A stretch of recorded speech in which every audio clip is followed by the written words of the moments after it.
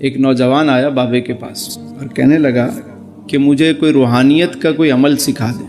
تو بابے نے فرمایا اچھا تمہارے گھر میں برتن ہیں؟ کہا جی ہاں ہیں. کہا ایک ہفتے برتن دھونا، اس کے بعد آنا پھر بتاؤں گا تمہیں. وہ گیا، ایک ہفتے برتن دھوتا رہا پھر آ گیا. کہا جی میں نے ایک ہفتہ برتن دھوئے. تو بابے نے پوچھا کچھ سیکھا تم نے روحانیت کو؟ کہنے نہیں، بات تو کوئی سمجھ نہیں آئی. کہنے لگے یہی تو روحانیت تھی. یہ بتاؤ کہ جب تم برتن دھو رہے تھے تو برتن کو باہر سے زیادہ دھوتے ہیں یا اندر سے زیادہ دھوتے ہیں؟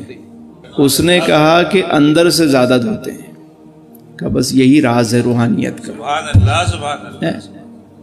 اندر سے جتنی دھلائی کرو گے نا، یہ برتن جتنا اندر سے صاف ہوگا اتنا چمکے گا یہ.